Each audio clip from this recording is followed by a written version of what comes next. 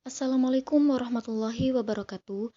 Kami dari kelompok 2 yang akan mempresentasikan tentang perencanaan proses dan kapasitas.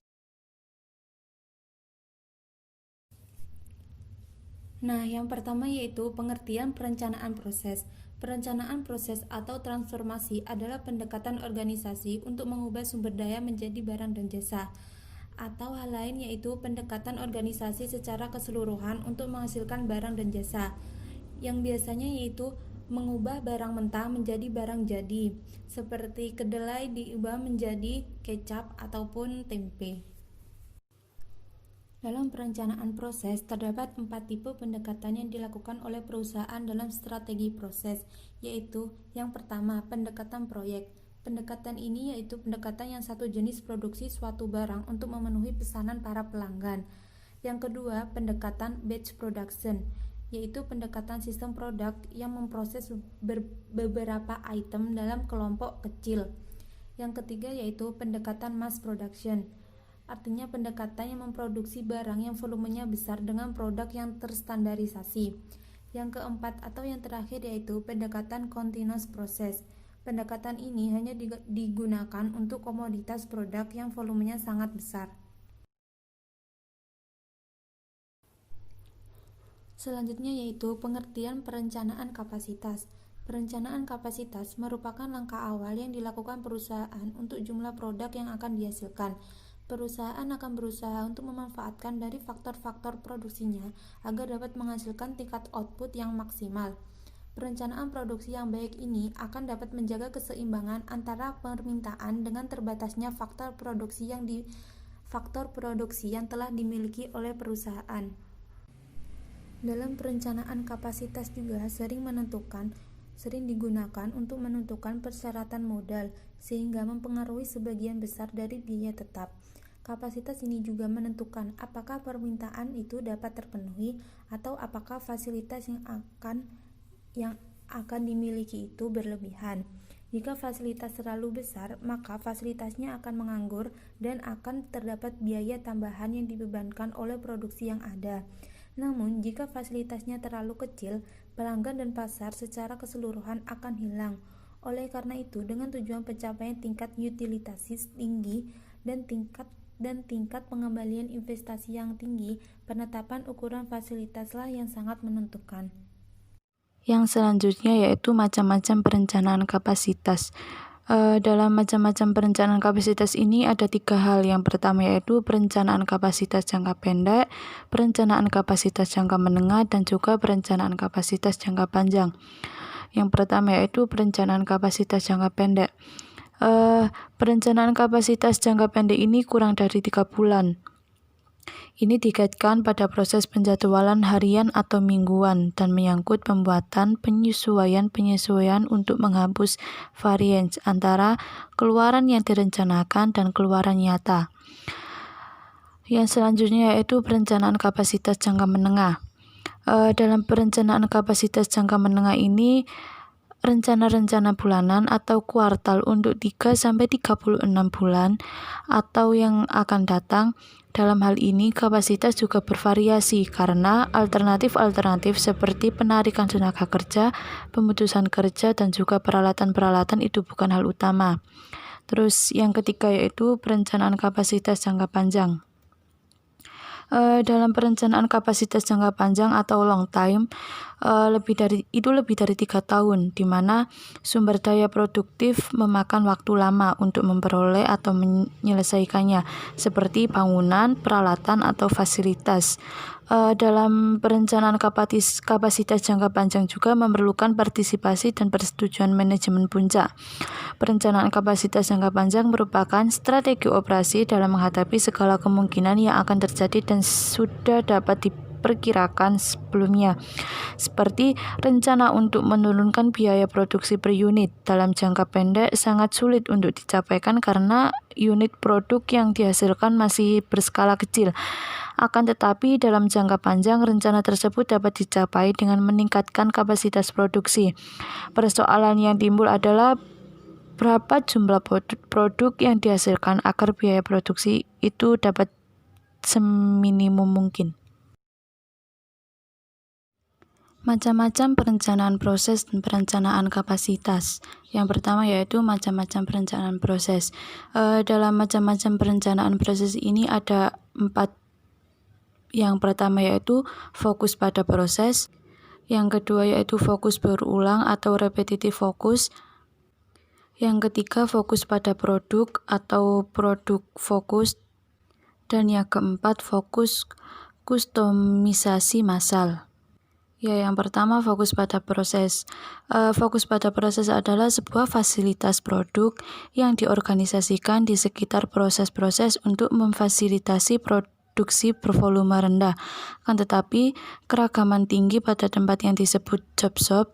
Dalam sebuah pabrik, proses yang ada mungkin berupa departemen yang menangani pengelasan, penghalusan, dan pengecatan.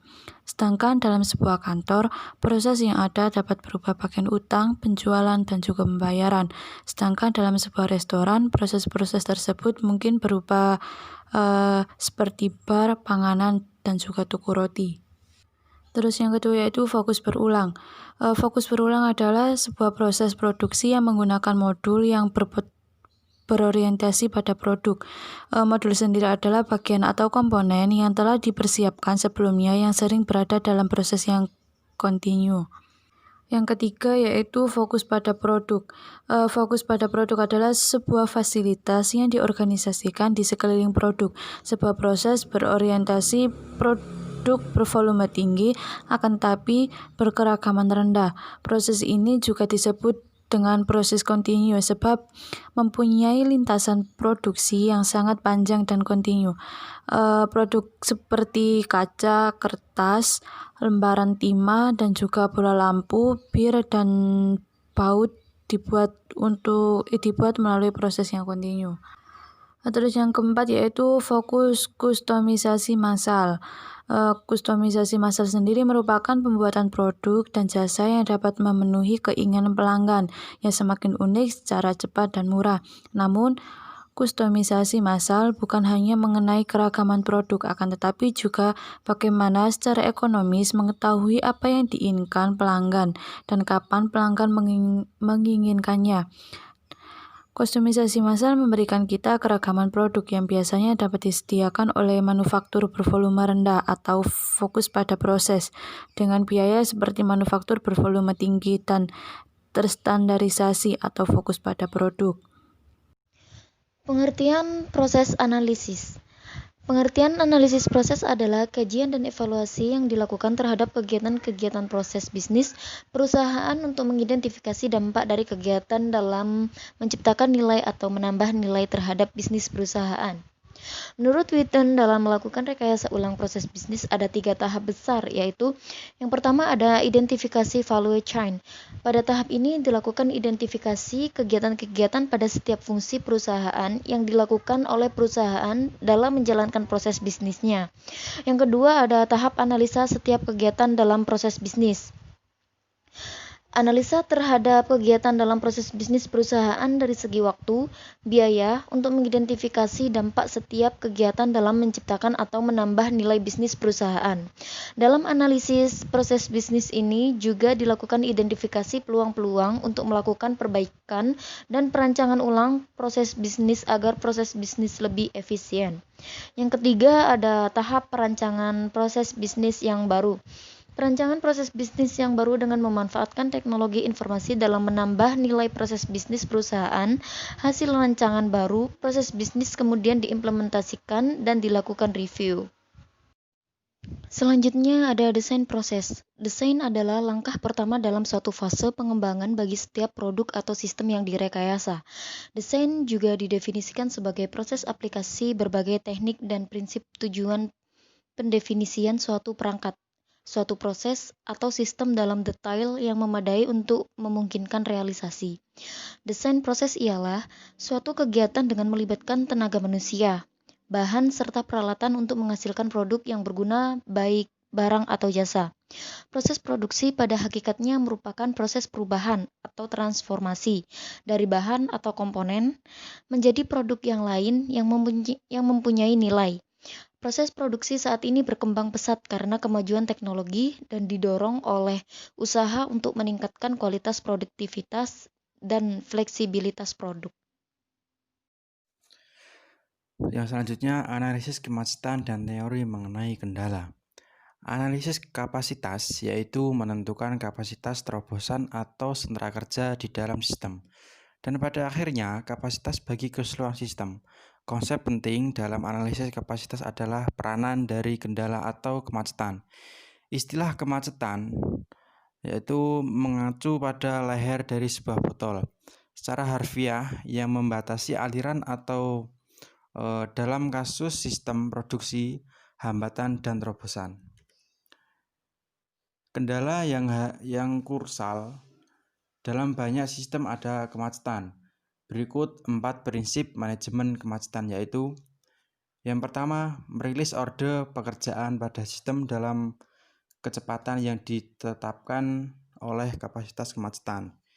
Yang kedua, waktu yang hilang pada saat kemacetan terjadi merepresentasikan kapasitas yang hilang dari keseluruhan sistem. Yang ketiga, meningkatkan kapasitas dari jalur yang tidak terjadi kemacetan adalah sebuah fatamorgana. Yang keempat, meningkatkan kapasitas dari kemacetan akan meningkatkan kapasitas keseluruhan sistem.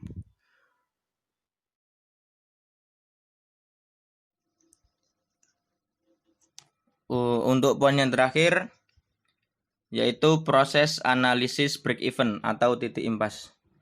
Analisa break-even ini adalah teknik analisa untuk mempelajari hubungan antara volume penjualan dan profitabilitas.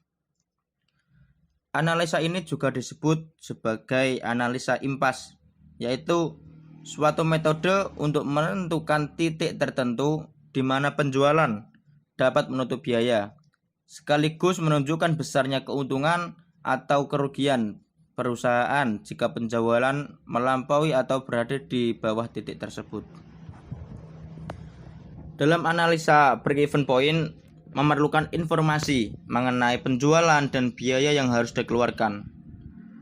Laba bersih akan diperoleh bila volume penjualan melebihi biaya yang harus dikeluarkan.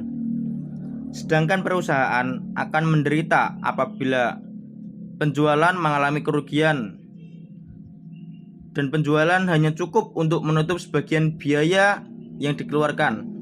Bisa dikatakan bahwa itu disebut dengan titik impas. Analisa break-even point tidak hanya memberikan informasi mengenai posisi perusahaan dalam keadaan impas atau tidak. Akan tetapi, analisa break-even ini sangat membantu manajemen dalam perencanaan dan pengambilan keputusan. Tujuannya sendiri untuk mengetahui tingkat aktivitas di mana pendapatan hasil penjualan sama dengan jumlah semua biaya variabel dan biaya tetapnya. Mungkin itu yang dapat kami sampaikan. Apabila ada yang dipertanyakan, silakan. Apabila tidak ada, ya terima kasih. Sekian dari kami. Wassalamualaikum warahmatullahi wabarakatuh.